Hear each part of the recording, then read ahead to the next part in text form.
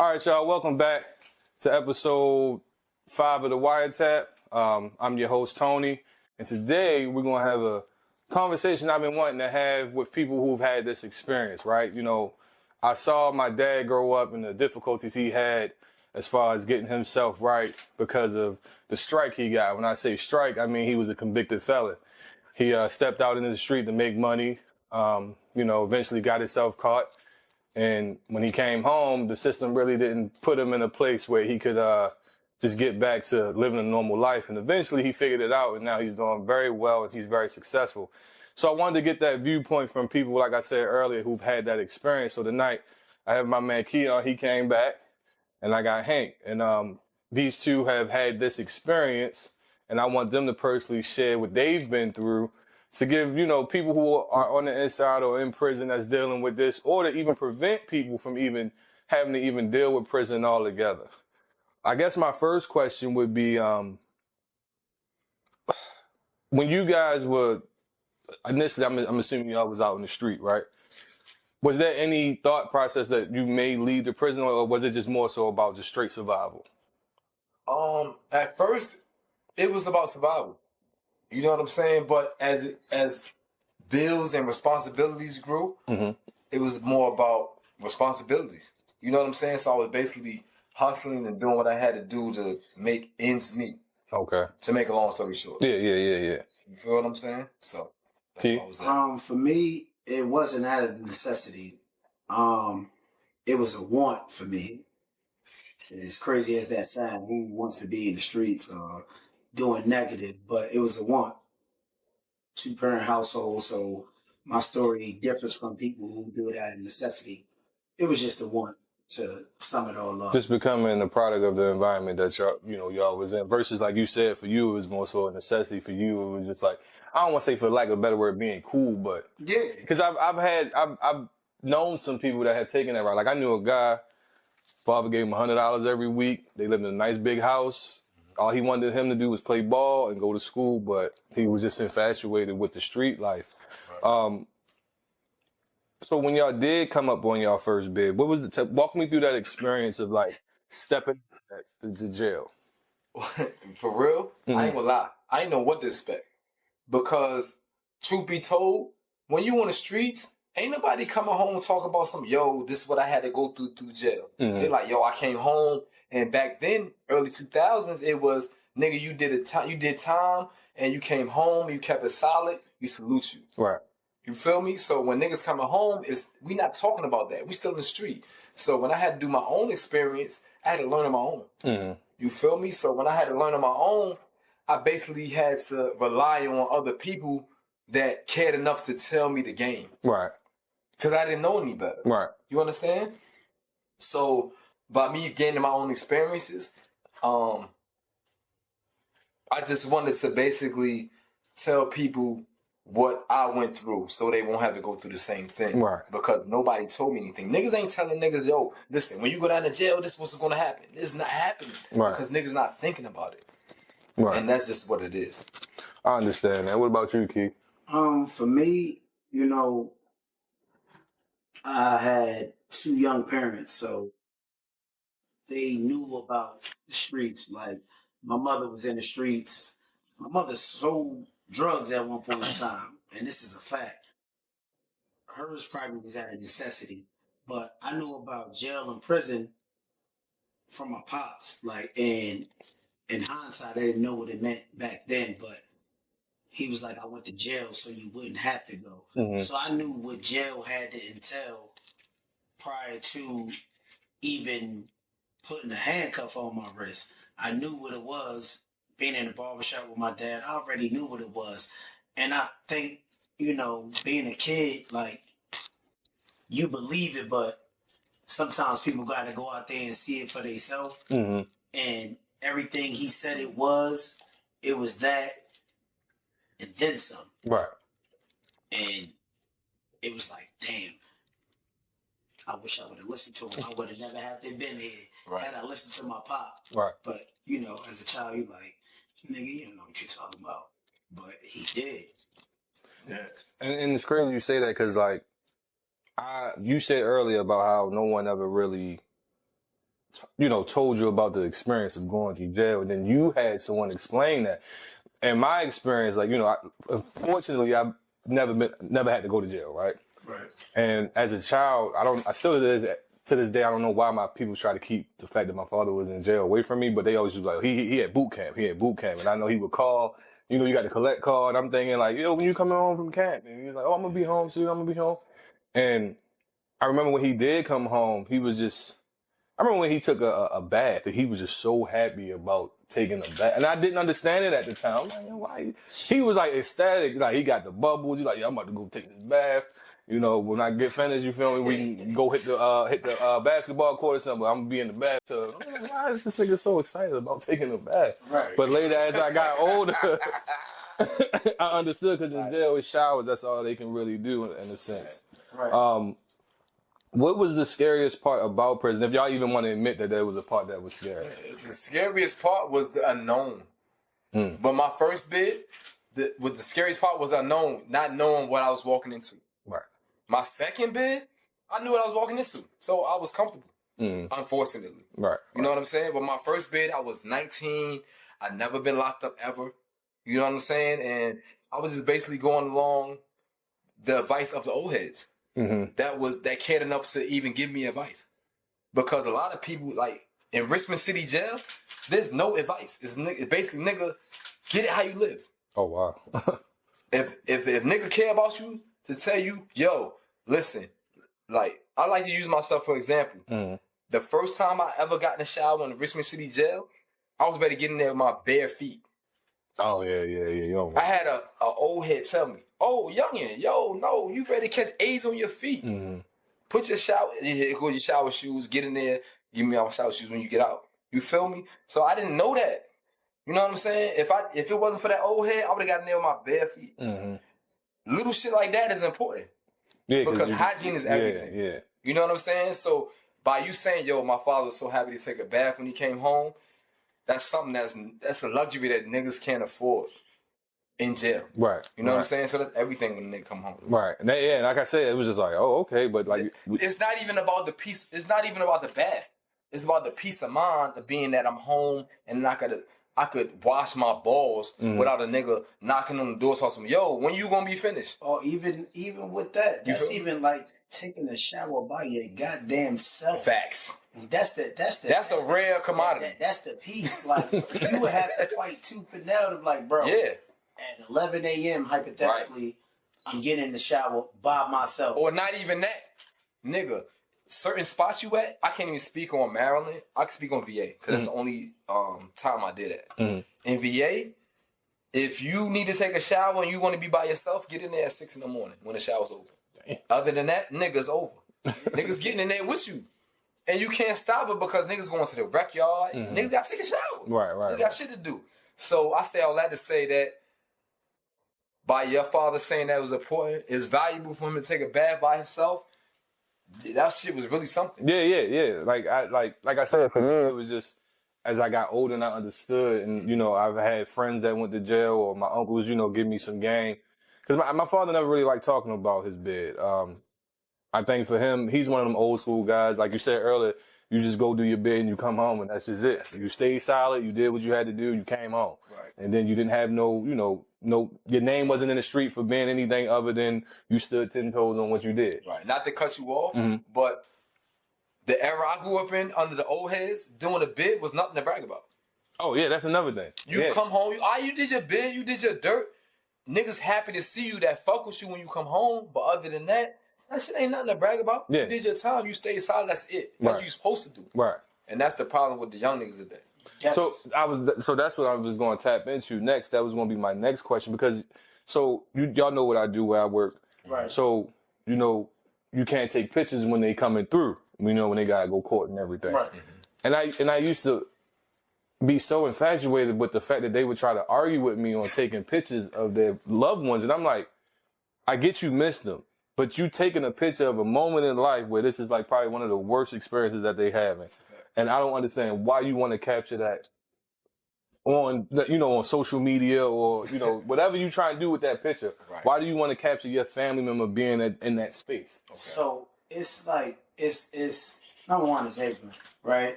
if you really think about it. Two, it's a I don't know when I'm coming home type of thing. You shouldn't want to, you know, memorize this situation. It's really fucked up for the brain, for your psyche, but it's a part of your life, I guess. And this is me guessing. Me, I didn't want that, but nonetheless, some people. I know this the last time I'm gonna see my folks, so let me go ahead and capture this moment. And this is the last time that I physically saw my loved one, baby mother, dad, or whatever. So, you know, it's like one of them things. Like, I think each individual has their own reason for why or why not, to where it may not make sense to him, but it makes sense to me. Me personally, nah, that shit is weird to. Why would I want to take a picture with my mother in the courtroom? Right. To see her son be shipped away to the system for years. That's so. Let me ask y'all this, because recently, I don't know if you, I don't really follow the boy, but I just seen this, you know, when the TL on the timeline, what's his name? Kai, you know what I'm talking about? Kai, the little Yeah. And it's strange to me that someone would want to portray prison as a fun place to be. And I don't know if things have changed. Like I said, I've never been to prison. I don't know if things have changed or whatever, but it's not camp. I'm not trying to listen. The dudes that's willingly going to prison or county jail are fucking idiots. Yes, I agree. See, but look, but peep this though, right? And peep the scenario. You can understand this.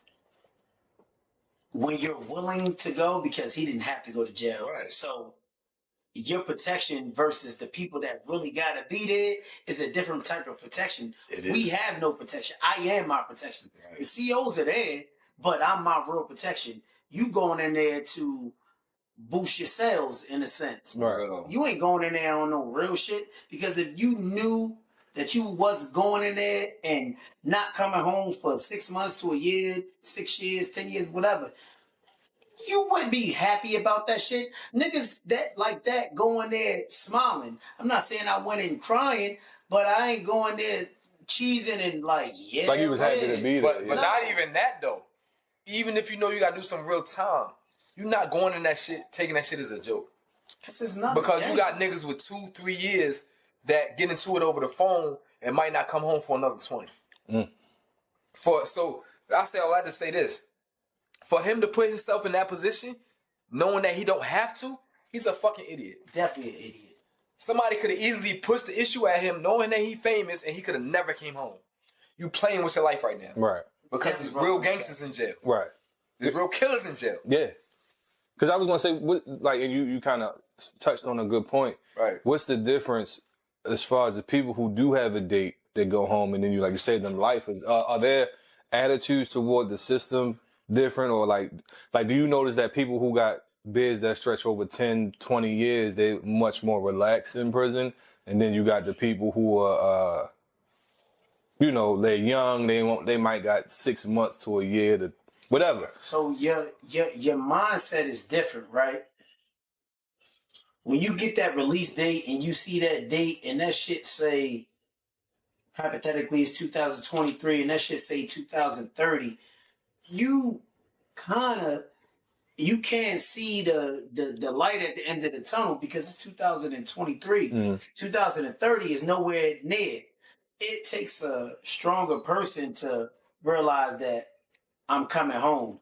Them niggas that shit say life or whatever, realistically, you know what? Those are the more common people. I would think so. That's real shit. I would think so. Those are the more common ones. The niggas that got 3 years, those are the niggas that's wilding and running up their time because they may have to serve 3 years, but they max is 7. And they'll max it out doing fuck shit with a nigga that know he ain't going nowhere. Guess what he doing? He like, you know what? I don't even got time I'm trying to be to make my shit harder than what the fuck it is. Right. It's already hard. Right. I'm not going home. Let me give you the real spill. You feel me? On niggas that's in prison that's doing life. All right? So you got the niggas that's in prison that's comfortable with doing their time, and I'm going to keep it all the way 100. You got some niggas that say, yo, you know what? I'm in here for what? 30, 40, 50 years? I'm going to give me a fucking faggot. And then you got some niggas. I just did 10 years for Rico. And I'm like, yo, listen, I'm going to give me a bitch. If I don't give me a bitch, I'll just wait till I get home. You know what I'm saying? But other than that, it's two different mentalities because you got some young niggas that got like 3, 4, 5 years. They trying to chill because they smart a little bit. And then you got dumb young niggas. They got 2, 3, 4, 5 years. And they're like, yo, listen, this shit cool. I'm going to go stab 3, 4, 5 niggas. And that's the mentality you got to deal with. Because you're still trying to keep a street rep in a place that nobody's going to hit. Nobody cares about neither. And no one gives a fuck about you as an individual. You are no longer, I'm no longer Keon. That's no longer Hank. You are an inmate. An inmate. 119985. That was my state number. Remember that shit like it's my social. Hey, listen. Hey, yo, that's crazy. Not to cut you off, but prison is so much of a mental, I'm going to say just a mental memory, just for lack of better words. I've been in prison twice. I know both my state prison numbers by heart. My first prison number was 3106863. 310-863. That was my first state number. My second one was 106-3165. So that goes to show you how much they embedded in you. It's embedded. Ask him what's my telephone number. I bet you he couldn't tell you I can't tell you. But if we know them state numbers. I can tell you a state number from 2002. But I can't tell you his number. That goes to show you the mental impact. What it does on the fuck prison, the black man. Right. Because we in there. Yeah. And I know we more likely. We the majority. We're the majority to be in there, which is crazy. And that's why I said, when I met, in my experience of being there, I've yet to see anything that was legitimately over anything worth something. A lot of the situations was, and me and Jeremy had these conversations. I think I told him about a case where the dude had killed 2 people. It was over $5,000, but they were 17 years old. He gave me a valid perspective. He's like, yo, 5 bands? Yeah, but they 17. So for a 17-year-old, that's a lot of money. Versus to us, that ain't nothing. We know we could run through. That's like 4 pair of Pradas right there. So it's like that's my mortgage twice. Yeah, that's all it really is. But it's like to keep seeing these young black men kind of throw their life away over minuscule things it's depressing sometimes. It is. Because I be wondering, like, so y'all a little older than me, right? And I can just remember a time because how old was you in like 02? Shit, nigga, I was 19. How old are you now? I'm 40. 40, you was 19. So I was 17. So I was 12. Wow. So I can remember a time where like it was certain things that were acceptable and certain things that wasn't.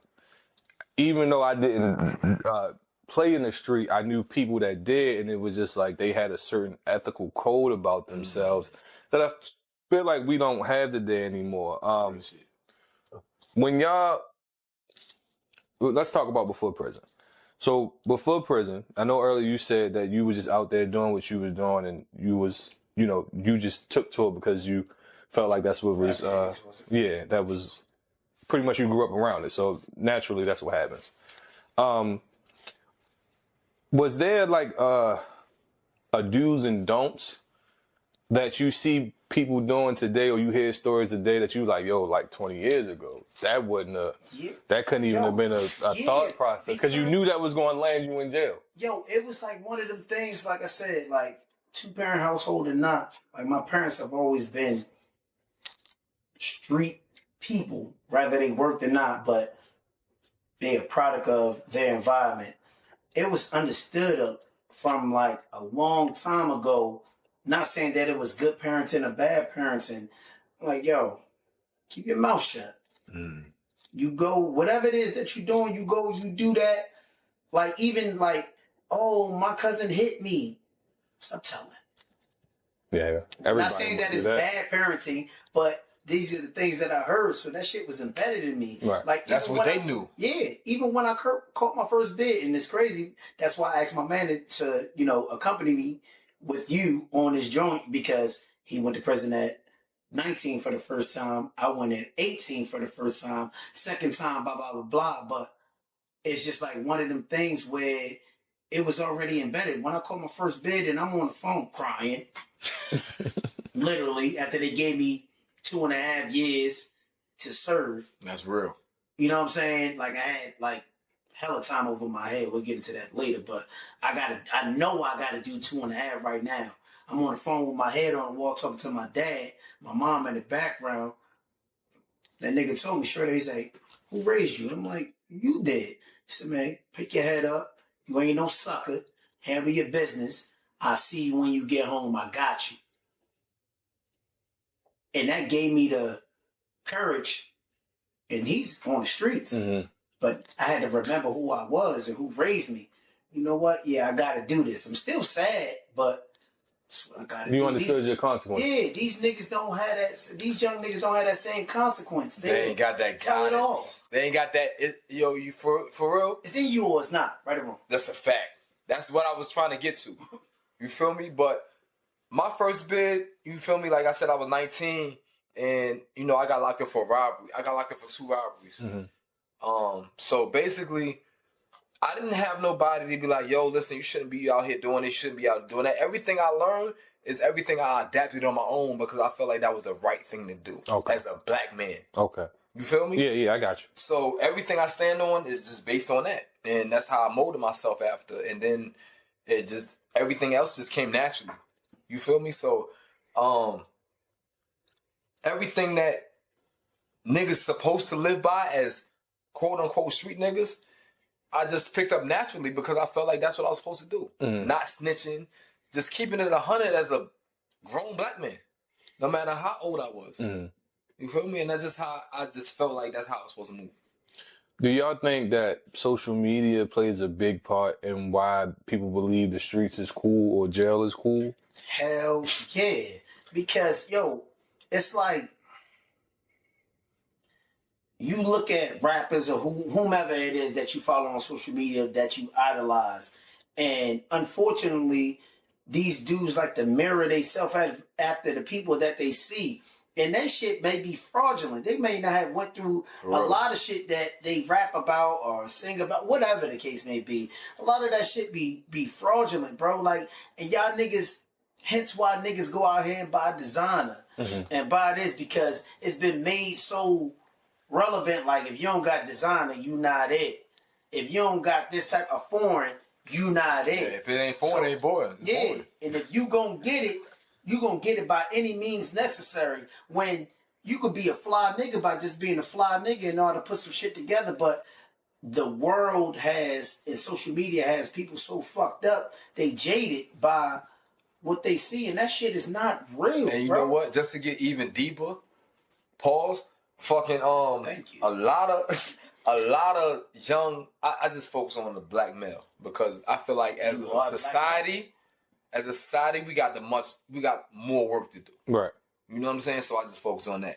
But as black males, like the older heads are not out here teaching these young dudes like, yo, this is what we supposed to be doing. This is what we not supposed to be doing. They fucked up too, though.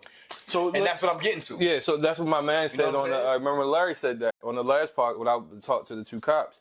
He was like, man, the crazy part is the people be out here with him now. He was like, when I was coming up, the old heads, they told us play ball, go to school, stay out the way, do this. But if you step out there on your own, that's just on you. But I'm not going to, what's the word? Push you to be out there. But look, yo, check this out. Yo, the old heads want to be young. Not to stop your train of thought. That's true. Yeah, and that's corny.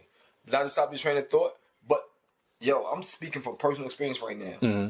I got some young niggas right now that personally told me, like, yo, nigga, we don't give a fuck about what you did back in the day.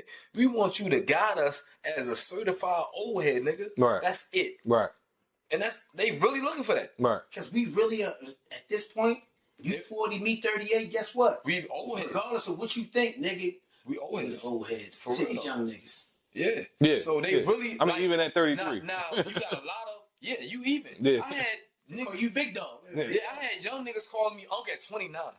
Yeah, that shit blows me. That's crazy. I don't like it. I don't like it, but I understand. Right. You know what I'm saying? So I'll just say this. we got to do better.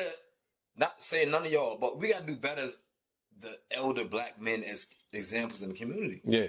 Like, period. Yeah. Because a lot of these young dudes are looking for us to do that, but ain't nobody out here. I'm from the west end of Richmond, right? I'm the only, except for shout out to my nigga Shawnee, I'm the only older nigga from the west end that's coming out there fuck with the young niggas and giving them what they need to hear. And they tell me that. But that's when they want to hear it. Like, I'm not going to waste my breath in talking to a young nigga who not trying to hear me, right? Yeah, that's facts. A lot of young niggas fuck with me because of who they think I am and what they see is how I dress. Right. Oh, I'm cool. But guess what I don't do? And this is because, number one, I have a 20-year-old son, an 18-year-old daughter.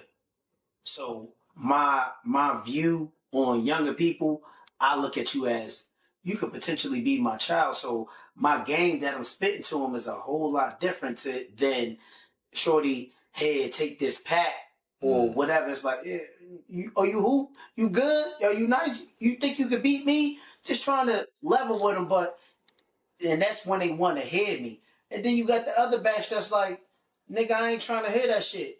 And I know I probably should dig a little bit deeper and try to find where their core is and try to reach them, but I don't got time for that. I'm still raising my kids at 20 and 18 to make sure that they not like me.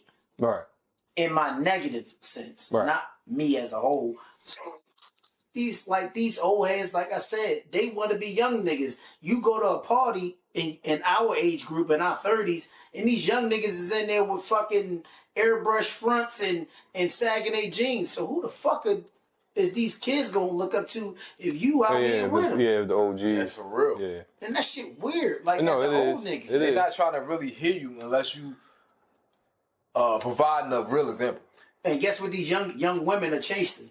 These old head niggas, because the young niggas is still trying to be cool wearing skinny jeans. For like, real, though. relax, old man. Take the skinny jeans off and chill. Right. So look, we're gonna take a break. We're gonna come back in about 15 minutes and do the second part. So